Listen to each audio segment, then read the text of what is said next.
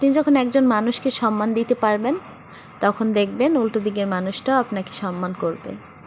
আমরা অনেকেই এমন আছি যারা কাউকে সম্মান করতে পারি না, ভালোবাসতে পারি না, অথচ উল্টো দিকের মানুষটার কাছ থেকে সম্মান, ভালোবাসা অনেক কিছু আশা করি। আমার কাছে মনে হয় এটা আমাদের বোকামি ছাড়া আর কিছুই না। হ্যালো এভরিওয়ান, আসসালামু আলাইকুম, welcome back to my another new blog. সবার কী অবস্থা, কেমন আছেন? আই হোপ সবাই ভালো আছেন, সুস্থ আছেন। আজকের ভিডিওটি একদম সকালবেলা নাস্তা থেকে শুরু করেছি। ইদানিং তো ভিডিও দেওয়াই হয় না। অনেক আপুরা কিন্তু কমিউনিটিতে এসে কমেন্ট করেন, আপু কেন ভিডিও দিচ্ছ না, কি হয়েছে, সব কিছু ঠিক আছে কি না। আসলে একটা সময় ছিল যারা রেগুলার ভিডিও দিতাম, কোনো গ্যাপ ছিল না। এখন আসলে ওই রকম ভিডিও দেয়া হয় না, একটু ব্যস্ত আছি, সেই সাথে বাসায় গেস্ট আছে, আবার বাচ্চাদেরকে নিয়েও একটু ব্যস্ত আছি। তো সব কিছু মিলিয়ে না আসলে সেরকমভাবে ফোনে সময় দেয়া হয় না। তারপরেও চেষ্টা করছি, কতটুকু কি আগাতে পারবো সেটা জানি না, তবে চেষ্টা করে যাচ্ছি, বাকিটা আল্লাহ তাআলা বলতে পারবেন। গতকালকে রাত্রে পিঠা বানিয়েছিলাম।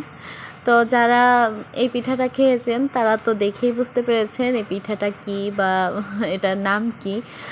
তো যারা বিশেষ করে বরিশালের, তো আমার কাছে মনে হয় তারা একটু বেশিই চিনবেন। তো যাই হোক, গতকালকে পাক্কন পিঠা বানিয়েছিলাম। তো যেহেতু বাসায় শ্বশুর শাশুড়ি আছে, তো যতটুকু পারি চেষ্টা করি তাদের আদর আপ্যায়ন করতে। তবে ওই যে বললাম না যে বাসায় গ্যাসের সমস্যা, আসলে সব কিছু সময় মতো করতে পারি না। তারপরেও চেষ্টা করি যতটুকু পারি আর কি। তো সকালে ওখানে নাস্তা শেষ করেছি, অফ ক্যামেরাতে চা নাস্তাও খাওয়া হয়ে গেছে। আর এখন হচ্ছে গতকালকে মুরগি রান্না করছিলাম, তো ওখান থেকে অবশিষ্ট কিছুটা আছে। তো ভাবছি যেহেতু সকালে রান্নাবান্না কোনো কিছু করতে পারি না, তো এই জন্য ওই যে মাংস অবশিষ্ট আছে ওর মধ্যে চাল ডাল মিলিয়ে একটা খিচুড়ি রান্না করব। আর শীতের সময়, আর আমার কাছে মনে হয় যারা মুরব্বি, একটু বয়স্ক মানুষ, তারা কিন্তু এই খিচুড়ি পছন্দ করে বেশি, কারণ খুব সহজেই এটা খাওয়া যায় এই জন্য। তো ওই চিন্তাভাবনা থেকে না আর কি, আর কোনো কিছু রান্না করতে চাই নাই। তো এই জন্য এটাই বসিয়ে দিয়েছি। তো আমার কাছে মনে হয়েছে যে সকালের নাস্তার জন্য এটাই বেটার হবে। আমরা যারা আছি যে পরিবার রেখে দূরে থাকি, দেখা যায় যে মা বাবা ভাই বোন, তারপর শ্বশুরবাড়িতে শ্বশুর শাশুড়ি, আদার্স যারা আছে আর কি, তাদের সাথে কিন্তু আমাদের থাকা হয় না। তো আমরা দূরেই থাকি। তো আপনি খেয়াল করবেন যে যারা যৌথ ফ্যামিলিতে থাকে, তারা কিন্তু একটা সময় মনে করবে যে হয়তো বা আলাদা থাকলে একটু ভালো থাকবো, আলাদা খাবো পরবো, নিজের মতো করে জীবনযাপন চালাবো আর কি। তো যারা একসাথে থাকে তারা আসলে নিজেরা বুঝতে পারে না যে তারা কতটা শান্তির একটা জীবনযাপন কাটায়। তো আমি যেহেতু আলাদা থাকি, শ্বশুর শাশুড়ি নেই সাথে, যদিও তারা এখন আছে অল্প কিছু দিনের জন্য, বেশি দিন থাকবেন আমাদের সাথে, তো খুব তাড়াতাড়ি চলে যাবে। তো কোনো একটা সময় যখন আমি অনেক মানুষের মধ্যে থাকতাম, তখন কিন্তু কোনো না কোনো একটা মুহূর্ত ছিল যখন মনে হয়েছে যে হয়তো এত মানুষের ভিতর থেকে একটু দূরে গিয়ে হয়তো বা একটু শান্তিতে থাকতে পারতাম, বা এত মানুষ না থাকলে হয়তো একটু আরামে থাকতাম। তো এই চিন্তাভাবনা কিন্তু আমাদের মধ্যে, আমরা মনে করি যে এগুলো আমাদের ভুল ছাড়া কিছুই না। কারণ একটা সংসারে থাকতে গেলে অনেক মানুষের মধ্যেই কিন্তু থাকতে হয়। আর আমার কাছে মনে হয় পরিবার মানেই হচ্ছে ভালোবাসা, সম্মান, বোঝাপড়া, আর এর মধ্যেই কিন্তু আমরা সুখ খুঁজে পাই। তো দূরে গিয়ে কখনো সুখ খুঁজে পাওয়া যায় না। আমার কাছে মনে হয় যে একটা যৌথ ফ্যামিলিতে যারা থাকে তাদের মতো সুখী জীবনযাপন এই দুনিয়াতে আর কেউ কাটাতে পারে না। আমি এতদিন আমার শাশুড়ির সাথে ছিলাম, আমি কিন্তু তার সাথে কথা বলতে পেরেছি। দেখা যায় তার সাথে আমি টিভিতে নাটক দেখছি বা এই রান্নাবান্না করছি, তখন তার সাথে গল্পগুজবে ছিলাম। সেও তার কিছু কথা শেয়ার করেছে, আমি বলেছি। এরকম করতে করতে কিন্তু সেই সকাল থেকে কখন যে দুপুর গড়িয়ে রাত হয়ে গেছে সেটা কিন্তু দেখা যায় যে হিসেবও করা হয় না। আর আমি যখন একা থাকি বাচ্চাদেরকে নিয়ে, তখন কিন্তু মনে হয় কি যে কোনোভাবেই সময় পার হচ্ছে না, বা একটা কথা বলার মতো মানুষ পাচ্ছি না। বাচ্চাদের সাথে সারাদিন কিন্তু দেখা যায় ওদের নানানভাবে শাসন বলেন, তারপর নানানভাবে ওদের সাথে কথা বলতে বলতেই দিনটা চলে যায়। কিন্তু আপনার নিজের যে কিছু কথা বলার মতন একটা মানুষ কিন্তু তখন খুঁজে পাওয়া যায় না।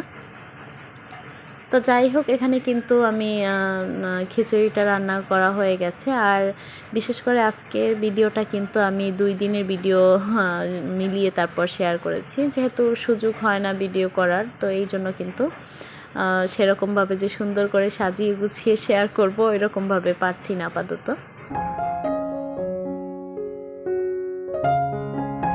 দুজন মানুষের সম্পর্ক তখনই টিকে থাকে যখন আপনারা একজন আরেকজনকে সম্মান দিতে পারবেন, ভালোবাসতে পারবেন।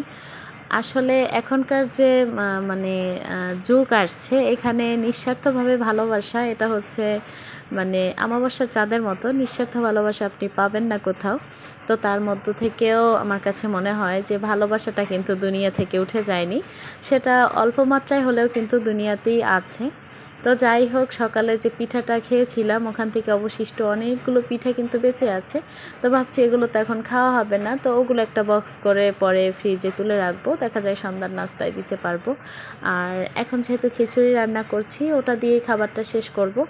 তবে শ্বশুর আর শাশুড়ি যেহেতু অপেক্ষা করছে, তাদের খাবারটা আগে দিয়ে দিই। আর আমরা যারা আছি বাকি 4 জন সদস্য, তারা পরে খেয়ে নেব, কারণ তারা বুড়ো মানুষ, তাদের দেখা যায় কিন্তু বারবার ক্ষুধা লাগে। তো এই জন্য তাদের খাবারটাই আগে দিয়ে দিচ্ছি। ইদানিং কিন্তু ভিডিওতে যখন ভয়েস দিই, আপনাদের কাছে লাইক চাওয়াটা একটা অভ্যাস ছিল, ওইটা কিন্তু ইদানিং কথা বলতে বলতে একদম ভুলে যাই। দেখা যায় ভিডিও লাস্ট পর্যায়ে গিয়ে চাই। আর অনেকেই আছেন যারা দেখা যায় শুরু থেকে ভিডিও দেখেন, শেষ অবধি যান না। আবার অনেকেই আছেন শেষ অবধি যান, কিন্তু অনেকে আছে ভিডিও চালিয়ে রেখে তারপর কাজকর্ম করেন, যেটা আমার ক্ষেত্রে হয়। আমি সত্যি কথা বলতে যেটা, কারণ এতগুলো মানুষের ভিডিও দেখা কখনোই সম্ভব না। তো যাই হোক, এই জন্য সবাইকে বলছি প্লিজ একটা লাইক দিয়ে ভিডিওটি কন্টিনিউ করবেন। আর যারা আমার চ্যানেলে আজকে নতুন ভিজিট করেছেন, আমার ভিডিও দেখতে দেখতে ভিডিওর কোনো অংশ যদি আপনার মন ছুঁয়ে যায়, চাইলে আমার চ্যানেলটি সাবস্ক্রাইব করে আমার পাশেই থাকতে পারেন। ভয়েস দিতে গিয়ে তাড়াহুড়ো করতে করতে ভিডিও রিলেটেড কথা কিন্তু তেমন একটা বলাই হয় না।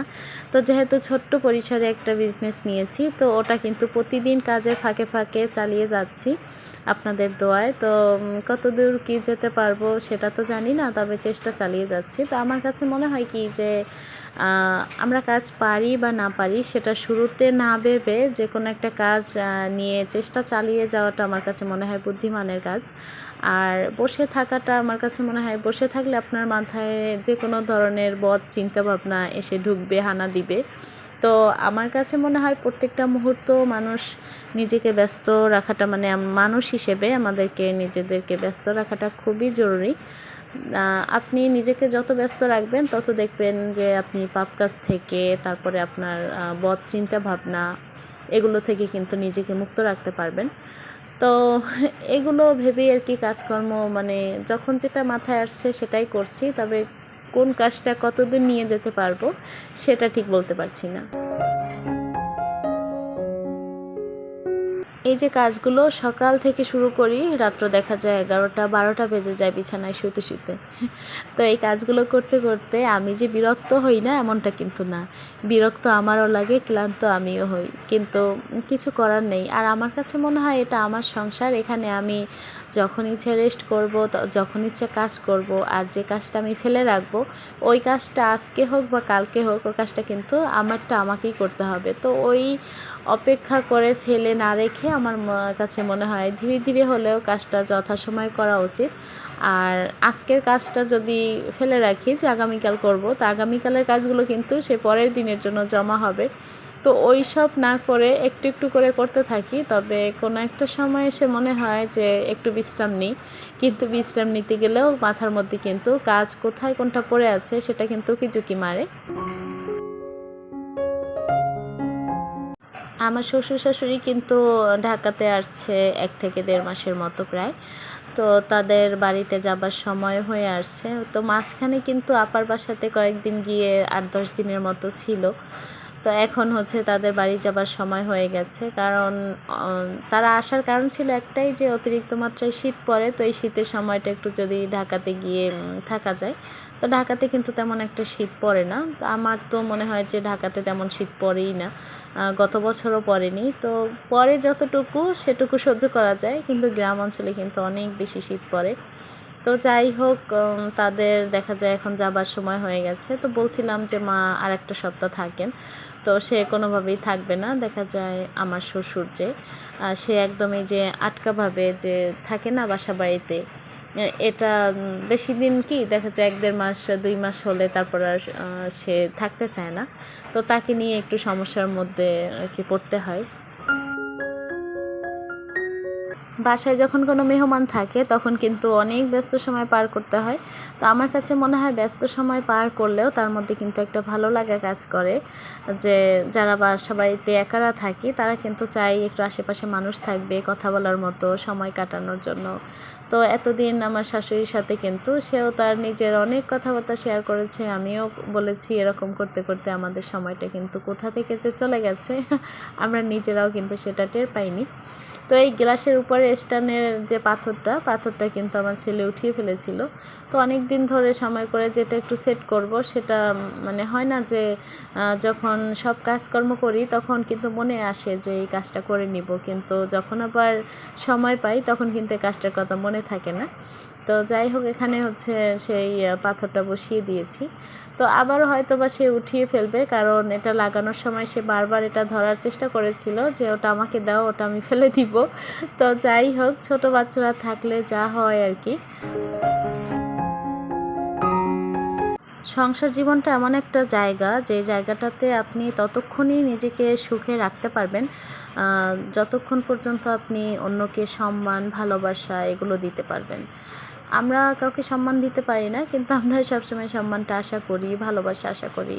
আপনি যত বেশি মানুষের কাছ থেকে আশা করবেন, এক্সপেক্ট করবেন, ততই বেশি কিন্তু আপনি কষ্ট পাবেন। কারণ আপনি হয়তো বা অনেক বেশি কিছু চাইবেন, উল্টো দিকের মানুষটা হয়তো বা আপনাকে ততটা নাও দিতে পারে।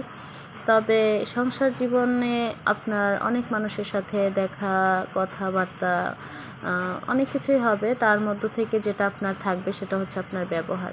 আপনার ব্যবহারটাই কিন্তু সবাই মনে রাখবে। তো যাই হোক, ভিডিওর মধ্যে অনেক কথা বলে ফেলেছি, আর কখন কোথায় কোনটা বলেছি সেটা এখন বলতে পারছি না। তবে যদি কোথাও কোনো কিছু ভুল বলে থাকি, সবাই ক্ষমা সুন্দর দৃষ্টিতে দেখবেন। তো যাই হোক, এটা ছিল আমার আজকের ব্লগ। আপনাদের সবার দীর্ঘায়ু এবং সুস্বাস্থ্য কামনা করে আজকের ব্লগটি এখানেই শেষ করছি। আল্লাহ হাফিজ, আসসালামু আলাইকুম।